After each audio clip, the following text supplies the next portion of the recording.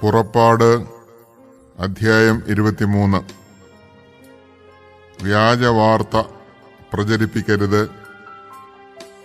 കള്ളസാക്ഷ്യം നൽകി കുറ്റക്കാരന് കൂട്ടുനിൽക്കരുത്. ഭൂരിപക്ഷത്തോട് ചേർന്ന് തിന്മ ചെയ്യരുത്.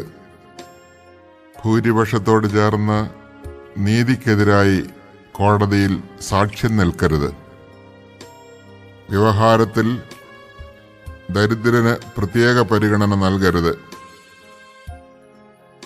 ശത്രുവിന്റെ കാളയോ കഴുതയോ വഴിതെറ്റിപ്പോകുന്നത് കണ്ടാൽ അതിനെ അവന്റെ അടുക്കൽ തിരിച്ചെത്തിക്കണം.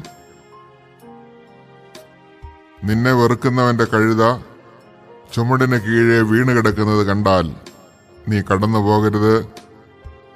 അതിനെ എഴുന്നേൽപ്പിക്കാൻ അവനെ സഹായിക്കണം.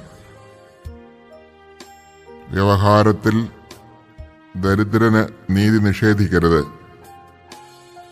തെറ്റായ കുറ്റാരോപണത്തിൽ നിന്ന് ഒഴിഞ്ഞു നിൽക്കുക. നിഷ്കളങ്കരെയും നീതിമാന്മാരെയും വധിക്കരുത്. ദുഷ്ടനെ ഞാൻ വെറുതെ വിടുകയില്ല. കൈക്കൂലി വാങ്ങരുത്.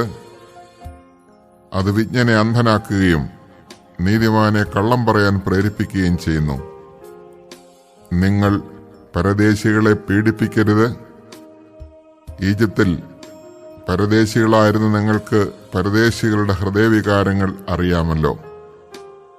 നീ നിന്റെ വയലിൽ 6 വർഷം വിതച്ച് വിളവെടുത്തുകൊള്ളുക. 7-ാം വർഷം അത് വിതയ്ക്കാതെ വെറുതെ കിടക്കട്ടെ. നിന്റെ ജനത്തിലെ ദരിദ്രർ അതിൽ നിന്ന് ഭക്ഷ്യം ശേഖരിക്കട്ടെ. പിന്നെയും അവശേഷിക്കുന്നത് വന്യമൃഗങ്ങൾ തിന്നുകൊള്ളട്ടെ. മുന്തിരിത്തോട്ടവും ഒലിവ് തോട്ടവും സംബന്ധിച്ചും ഇപ്രകാരം തന്നെ ചെയ്യണം. 6 ദിവസം ജോലി ചെയ്യുക, 7-ാം ദിവസം വിശ്രമിക്കണം. നിന്റെ കാളയും കഴുതയും വിശ്രമിക്കട്ടെ. നിന്റെ ദാസിയുടെ പുത്രനും പരദേശിയും ക്ഷീണം തീർക്കട്ടെ. ഞാൻ നിങ്ങളോട് പറഞ്ഞ കാര്യങ്ങളിലെല്ലാം ശ്രദ്ധ വയ്ക്കണം. അന്യദേവന്മാരുടെ നാമം സ്മരിക്കരുത്. അത് നിങ്ങളുടെ നാവിൽ നിന്ന് കേൾക്കാനിടയാകരുത്. എന്റെ ബഹുമാനത്തിനായി വർഷം തോറും 3 തവണ നിങ്ങൾ ഉത്സവം ആഘോഷിക്കണം. പുളിപ്പില്ലാത്ത അപ്പത്തിന്റെ തിരുനാൾ ആചരിക്കണം. ഞാൻ കൽപ്പിച്ചിട്ടുള്ളതുപോലെ അബീബ് മാസത്തിലെ 7 നിശ്ചിത ദിവസങ്ങളിൽ പുളിപ്പില്ലാത്ത അപ്പം ഭക്ഷിക്കണം. എന്തെന്നാൽ ആ മാസത്തിലാണ് നിങ്ങൾ ഈജിപ്തിൽ നിന്ന് പുറത്തു വന്നത്. എന്റെ മുമ്പിൽ വെറും കൈയോടെ വരരുത്. വയലിൽ നിന്ന് ആദ്യഫലങ്ങൾ കൊയ്തെടുക്കുമ്പോൾ, പുത്തരിപ്പെരുന്നാളും വർഷാവസാനം പ്രയത്നഫലം ശേഖരിച്ചു കഴിയുമ്പോൾ സംഭരണ തിരുനാളും ആഘോഷിക്കണം. പുരുഷന്മാരെല്ലാവരും വർഷത്തിൽ 3 പ്രാവശ്യം ദൈവമായ കർത്താവിന്റെ സന്നിധിയിൽ ഹാജരാവണം. ബലിമൃഗത്തിന്റെ രക്തം പുളിപ്പുള്ള അപ്പത്തോടൊന്നിച്ച് എനിക്ക് അർപ്പിക്കരുത്.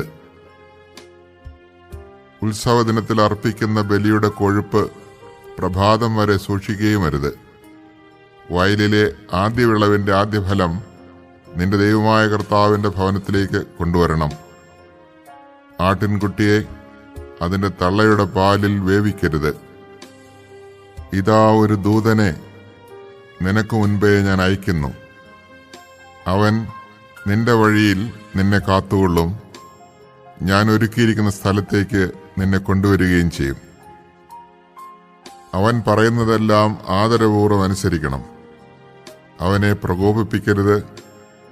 എന്റെ നാമം അവനിലുള്ളത് നിമിത്തം നിന്റെ അതിക്രമങ്ങൾ അവൻ ക്ഷമിക്കുകയില്ല. അവന്റെ വാക്ക് കേൾക്കുകയും ഞാൻ പറയുന്നതെല്ലാം അനുസരിക്കുകയും ചെയ്യുമെങ്കിൽ നിന്റെ ശത്രുക്കൾക്ക് ഞാൻ ശത്രുവായിരിക്കും. നിന്റെ എതിരാളികൾക്ക് ഞാൻ എതിരാളിയുമായിരിക്കും. എന്റെ ദൂതൻ നിനക്ക് മുൻപേ പോയി നിന്നെ അമോര്യർ, ഹിത്യർ, പെരീസ്യർ, കാനാന്യർ, ഹിവ്യർ, ജബൂസ്യർ എന്നിവരുടെ ഇടയിലേക്ക് നയിക്കും. അപ്പോൾ ഞാൻ അവരെ നിശേഷം നശിപ്പിക്കും. നീ അവരുടെ ദേവന്മാരെ കുമ്പിടുകയോ ആരാധിക്കുകയോ ചെയ്യരുത്. അവരുടെ ആചാരങ്ങൾ അനുകരിക്കരുത്. അവരുടെ ദേവന്മാരെ നശിപ്പിക്കുകയും ആരാധനാസ്തംഭങ്ങൾ തകർക്കുകയും ചെയ്യണം. നിങ്ങളുടെ ദൈവമായ കർത്താവിനെ നിങ്ങൾ ആരാധിക്കണം. അപ്പോൾ ഞാൻ നിങ്ങളുടെ ഭക്ഷ്യവും പാനീയവും ആശീർവദിക്കും. നിങ്ങളുടെ ഇടയിൽ നിന്ന് രോഗം നിർമ്മാർജ്ജനം ചെയ്യും. ഗർഭഛിദ്രമോ വന്ധ്യതയോ നാട്ടിലുണ്ടാവുകയില്ല. നിനക്ക് ഞാൻ ദീർഘായുസ് തരും. നീ ചെന്നെത്തും മുമ്പേ നിനക്ക് ഏറ്റുമുട്ടേണ്ടി വരുന്ന ജനങ്ങൾ എന്നെ ഭയപ്പെടുന്നതിന് ഞാൻ ഇടയാക്കും. അവരിൽ സംഭ്രമം ജനിപ്പിക്കും. നിന്റെ ശത്രുക്കൾ പിന്തിരിഞ്ഞോടും. നിനക്ക് മുൻപേ ഞാൻ കടന്നലുകളെ അയക്കും. അവ ഹിവ്യർ, കാനാന്യർ, ഹിത്യർ എന്നിവരെ നിന്റെ മുൻപിൽ നിന്ന് തുരത്തും. എന്നാൽ ഒറ്റ വർഷം കൊണ്ട് അവരെ നിന്റെ മുമ്പിൽ നിന്ന് തുടച്ചു മാറ്റുകയില്ല. അങ്ങനെ ചെയ്താൽ നാട് വിജനമാവുകയും നിനക്ക് ഉപദ്രവകാരികളായ വന്യമൃഗങ്ങൾ പെരുകുകയും ചെയ്യും. നീ വർദ്ധിച്ച് നാട് കൈവശപ്പെടുത്തുന്നതിനനുസരിച്ച് അവരെ നിന്റെ മുമ്പിൽ നിന്ന് ഞാൻ പുറന്തള്ളിക്കൊണ്ടിരിക്കും. നിന്റെ അതിർത്തികൾ ചെങ്കടൽ മുതൽ ഫിലിസ്ത്യാക്കടൽ വരെയും മരുഭൂമി മുതൽ യൂഫ്രട്ടീസ് നദി വരെയുമായി ഞാൻ നിശ്ചയിക്കും. തദ്ദേശവാസികളെ ഞാൻ നിന്റെ കയ്യിലേൽപ്പിക്കും. നീ അവരെ നിന്റെ മുമ്പിൽ നിന്ന് തുരത്തണം. അവരോടോ അവരുടെ ദേവന്മാരോടോ നീ ഉടമ്പടി ചെയ്യരുത്. അവർ നിന്റെ നാട്ടിൽ വസിച്ചുകൂടാ. വസിച്ചാൽ എനിക്കെതിരായി പാപം ചെയ്യാൻ അവർ നിന്നെ പ്രേരിപ്പിക്കും. നീ അവരുടെ ദേവന്മാരെ ആരാധിച്ചാൽ അത് നിനക്കൊരു കെണിയായിരിക്കുകയും ചെയ്യും.